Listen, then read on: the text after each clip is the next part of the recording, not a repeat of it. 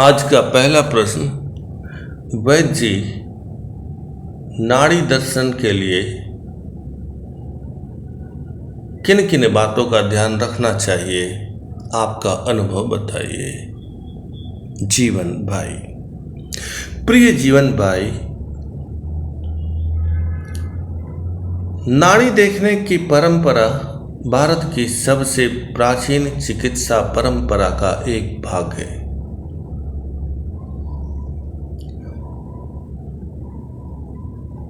प्राचीन ऋषि मुनि, योगी, आयुर्वेदाचार्य और परंपरागत वैद्य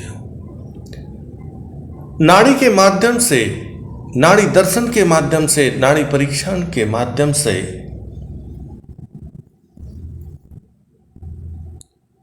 रोग निदान का परामर्श करते रहते थे। और इसका सबसे महत्वपूर्ण भाग है वैद्य। शास्त्रों में ऐसा आता है, रोग माधव परीक्षे तदंतरम औषधम ततः कर्म विष्क पश्चात ज्ञान पूर्वे समाचरित। वैद्य के लिए उचित है कि सबसे पहले रोग की परीक्षा करें।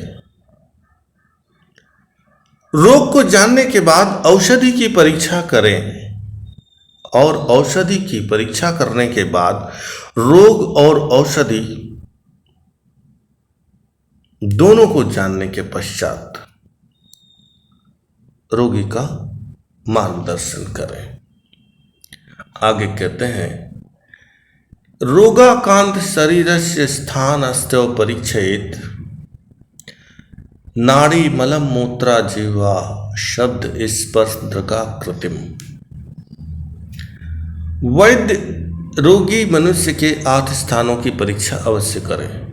नाड़ी की परीक्षा, मूत्र की परीक्षा, मल की परीक्षा, जीवा की परीक्षा, शब्द की परीक्षा, स्पर्श की परीक्षा, नेत्र की परीक्षा और रोगी के आकृति की परीक्षा अवश्य करें। और साथ ही साथ देश, काल, वातावरण, स्थिति, परिस्थिति, रोगी के मन की अवस्था, रोगी के बुद्धि की अवस्था, रोगी के श्रद्धा और विश्वास की परीक्षा अवश्य करें। क्योंकि शास्त्रों में ऐसा आया हुआ है, नाड़ी ज्ञानम बिना वैद्यो न लोके पूज्यत प्रजेत अतः शाति प्रयत्नेन शिक्षित अन्नो। नाड़ी ज्ञान के बिना वैद्य इस संसार में विश्वास योग्य नहीं हो सकता। इसीलिए बुद्धिमान वैद्य के लिए सबसे पहले सीढ़ी यह होती है कि वह नाड़ी ज्ञान को प्राप्त करे और नाड़ी ज्ञान को प्राप्त करने के लिए सद्गुरु का मार्गदर्शन लेते हुए योग की साधनाएं, ध्यान की साधनाएं, नाड़ियों का ज्ञान, आयुर्वेद शास्त्रों का ज्ञान और वैद्य के मार्गदर्शन में नाड़ी देखने की कला, इन सब परीक्षाओं से गुजरना चाहिए।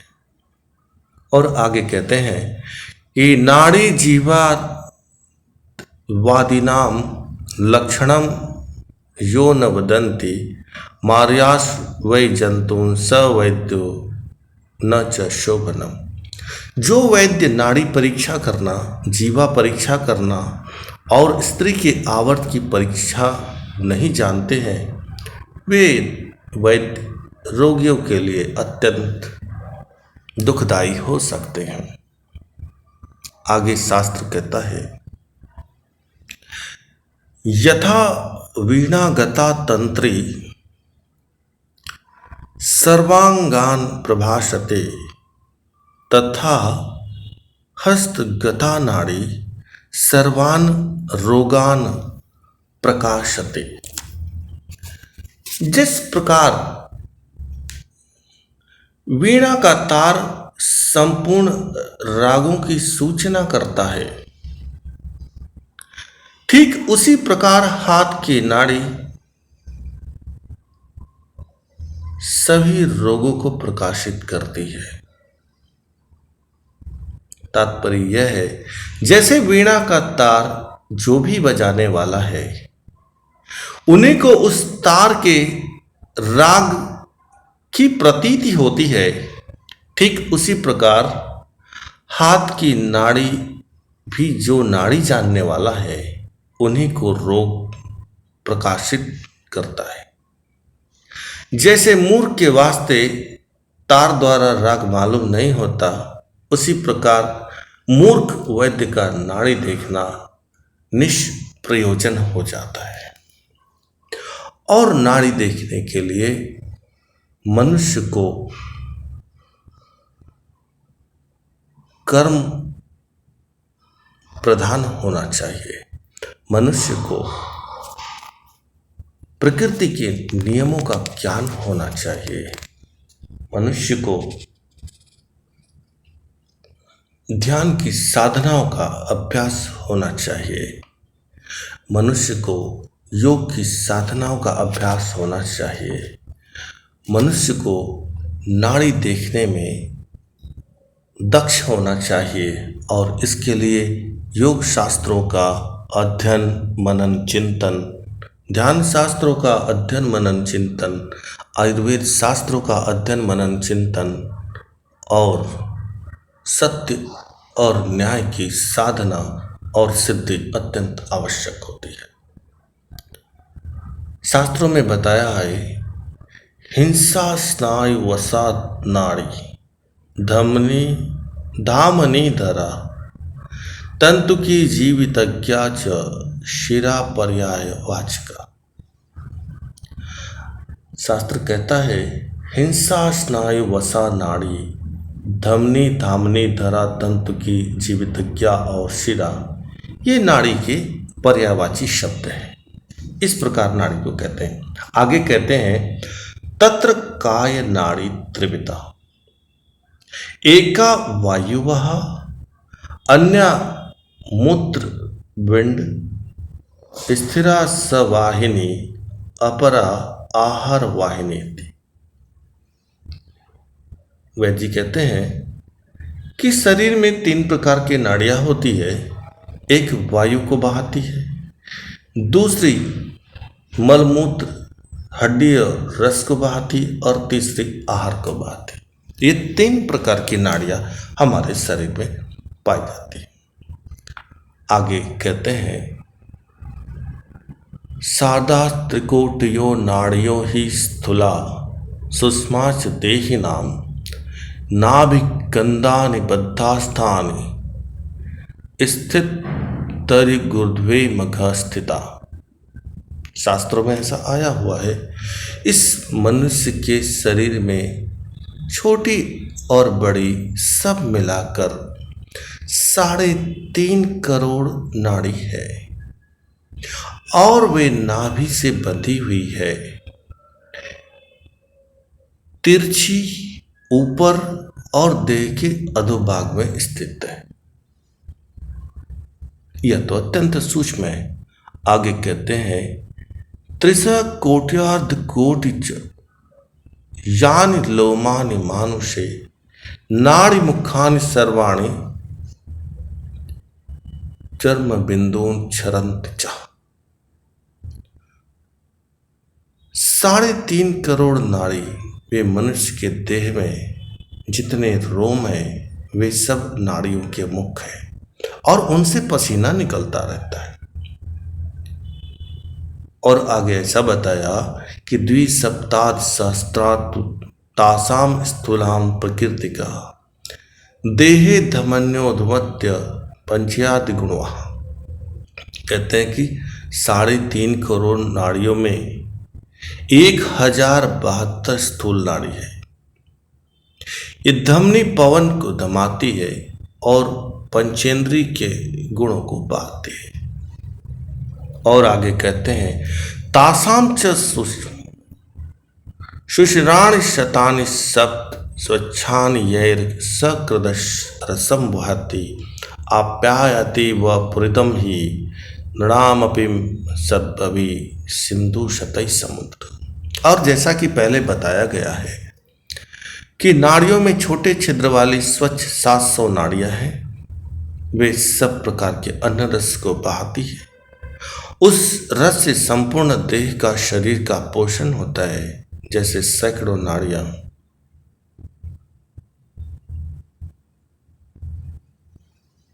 जल में तृप्त हो जाती है। और ऋषि कहते हैं कि आपादात प्रतत गे माशेन पामाद मस्तकादि च नाभिपुर स्थितेन एतत् मृदंग एव चर्मयेन नयम कायम नृणामि शिरा सप्तकेन। नाभि स्थान स्थित 700 नाड़ियों से मस्तक से ले पैरों तक संपूर्ण शरीर में व्याप्त है। जैसे मृदंग में सर्वत्र चर्म की रस्सियां खींची होती है, उसी प्रकार मनुष्य के शरीर में इन 700 नाड़ियों फैली हुई होती है। और इस प्रकार वैद्य को नाड़ियों के विषय में जानना अत्यंत आवश्यक होता है। आगे कहते हैं कि जितनी भी नाड़ियां हैं उनके विषय में मनुष्य को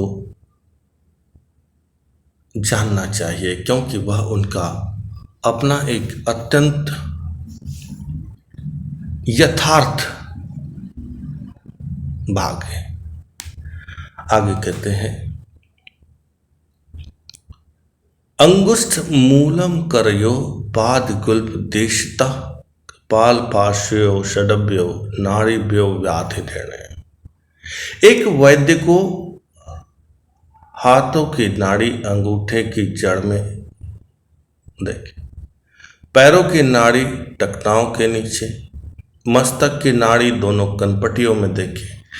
इस प्रकार 6 स्थानों की नाड़ी देखने से व्याधि का यथार्थ निर्णय होता है।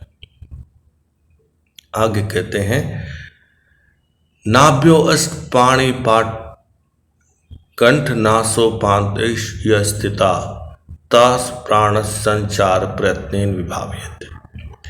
नाभि, ओंठ, हाथ, पैर, कंठ और नासिका के समीप के भाग में जो नाड़ी स्थित हो, उनमें भी प्राणों के संचार को यत्न पूर्वक जानने का प्रयास करना चाहिए। और इस प्रकार जो रोगी है उसके शरीर के संबंध में वैद्य ने जानने का प्रयास करना चाहिए। आगे कहते हैं कि आगंतुकम ज्वर तृष्णा मायास मैथुनम कृणम भयम शोकम च कोपम च कंठा नाड़ी विनिर्षेत। आगंतुक ज्वर, तृषा, परिश्रम, मैथुन, गलाने, भय, शोक और कोप, इतने रोगों को कंठ नाड़ी देख करके बताना चाहिए, क्योंकि कुछ ऐसे रोगी होते हैं जिनके लिए कंठ नाड़ी देखना अत्यंत आवश्यक होता है। और कंठ नाड़ी को देख करके मनुष्य के जीवन में जो रोग है, जैसे भय, शोक, ग्लानि, मैथुन, परिश्रम, तृषा और ज्वर इत्यादि का अनुमान लगाया जा सकता है। आगे कहते हैं वातम पित्तम कफम द्वंद्वम सन्निपात तथैव च साध्य साध्य विवेकम सर्वनाड़ी प्रकाशित। वात, पित्त, कफ, द्वंद्व दोष और सन्निपात एवं साध्य साध्य इनकी संपूर्ण विवेचना वैद्य ने करना चाहिए।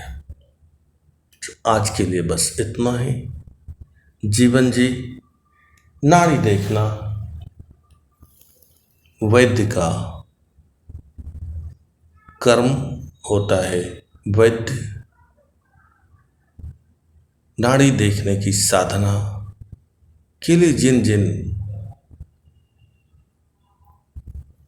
साधनों से गुजरते हैं, जिन जिन अभ्यासों से गुजरते हैं, उनका उन्हें पूरी तरह ज्ञान होना चाहिए। आज के लिए बस इतना ही। नमः शिवाय, नमः शिवाय।